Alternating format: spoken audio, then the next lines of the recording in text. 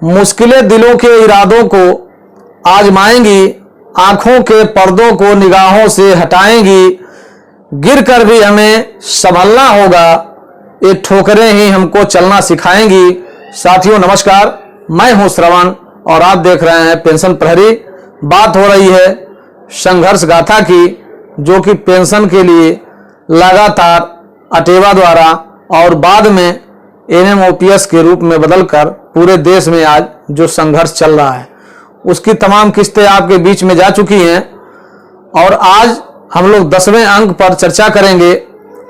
अटेवा ने वास्तव में इस पुरानी पेंशन की मांग को, जो गर्त में दबी थी, उसको गर्त से निकालकर विभाग, कर्मचारी और राज्यों की बंदिशों को तोड़कर आज पूरे देश में जो पेंशन आंदोलन का रूप आप देख रहे हैं, इसमें अटेवा का महत्वपूर्ण योगदान है और पेंशन विहीन साथियों का भी योगदान है, क्योंकि पेंशन विहीन साथियों ने इस महत्वपूर्ण मांग को जिस प्रकार से समर्थन दिया है, जिस प्रकार से इसके लिए त्याग और समर्पण दिखाया है, वो काबिले तारीफ है। और यही कारण है कि यह पुरानी पेंशन की मांग आज देश की सबसे बड़ी मांग और सबसे प्राथमिक मांग बन चुकी है, चाहे वो केंद्र का कर्मचारी हो, चाहे राज्य का कर्मचारी हो।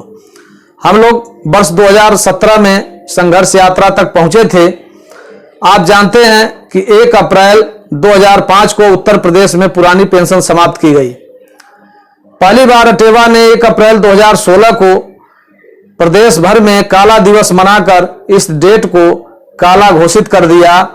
इसके पहले किसी संगठन ने, किसी व्यक्ति ने ये नहीं सोचा था कि 1 तारीख हमारे लिए काला दिन है। उसी क्रम में 1 अप्रैल 2017 को एक बार पुनः पूरे प्रदेश में अटेवा ने काला दिवस का आयोजन किया। प्रदेश भर के लाखों कर्मचारी अपने विद्यालयों में, कार्यालयों में काली पट्टी बांधकर दिन भर काम किए और इस शोषणकारी NPS की व्यवस्था का उन्होंने विरोध किया। चूंकि उत्तर प्रदेश में सरकार बदल चुकी थी, इसलिए अटेवा ने निर्णय लिया था कि 6 माह तक कोई बड़ा आंदोलन नहीं करेंगे, लेकिन अपनी मांग सहानुभूतिपूर्वक सरकार तक पहुंचाते रहेंगे। और ऐसा हम लोगों ने किया भी। फरवरी में सरकार बदली और लगातार हम लोगों ने सरकार को शुभकामना भी दिया। सभी जनपदों से पत्र लिखा गया, सरकार को बधाई दी गई और साथ में मांग की गई कि आशा है कि आपने, क्योंकि माननीय योगी जी मुख्यमंत्री बने थे और उन्होंने एक पत्र डॉक्टर मनमोहन सिंह जी को लिखा था पुरानी पेंशन बहाली के संबंध में। उस पत्र को हम लोगों ने लगा के भेजा और उनसे आग्रह भी किया था कि आशा है कि आप जिसके लिए पत्र लिखा है आपने पूर्व में, उसको आप ध्यान में रखेंगे और ध्यान में रखते हुए आप पुरानी पेंशन बहाली पर निर्णय लेंगे।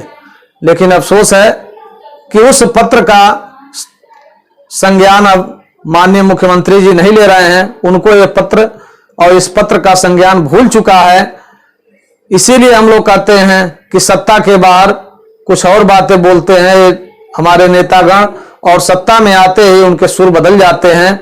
साथियों, इन झूठी बातों पर या छलाओं पर हमको विश्वास करने के बजाय अपने आंदोलन को सतत आगे बढ़ाते रहना है।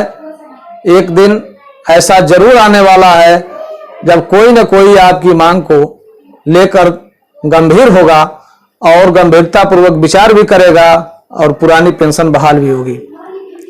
इसी क्रम में 1 मई 2017 को विश्व मजदूर दिवस के अवसर पर उत्तर प्रदेश के लाखों पेंशन विहीनों ने उपवास करके पुरानी पेंशन बहाली की मांग की।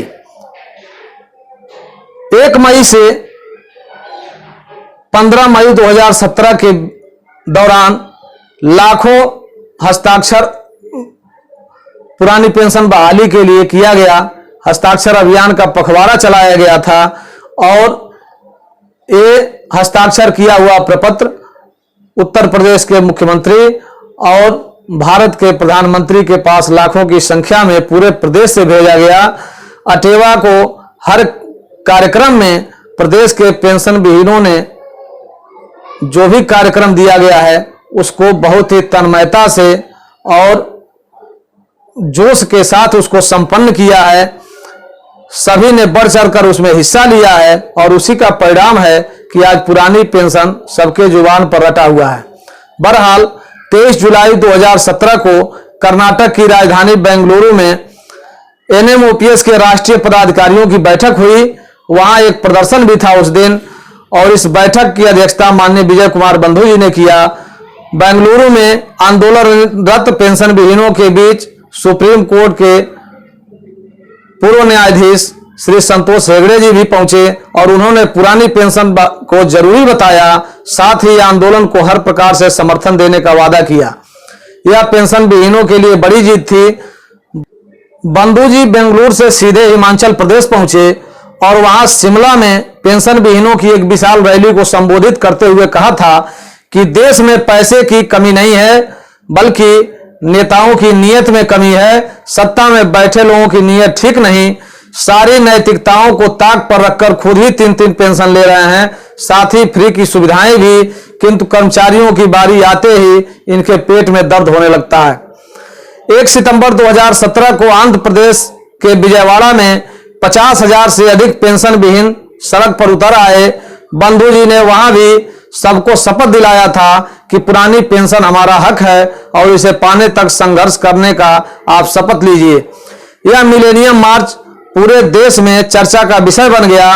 राष्ट्रीय स्तर पर पुरानी पेंशन बहाली की मांग जोरों पर है, चाहे राज्यों की विधानसभा हो, लोकसभा हो, राज्यसभा हो या कोई कर्मचारी संगठन हो, हर जगह पुरानी पेंशन की बात हो रही है और ये चर्चा का विषय बना हुआ है, जो अटेवा NMOPS के सुकर्मों का ही फल है। आज के अंक में इतना ही। अगले अंक में हम देखेंगे कि अटेवा ने NPS की 100 यात्रा क्यों निकाली, 100 यात्रा में कैसे आम लोगों को सोचने पर मजबूर कर दिया। तब तक देखते रहिए आप और इसको शेयर करते रहिए। नमस्कार, जय हिंद, जय हुआ, जय अटेवा।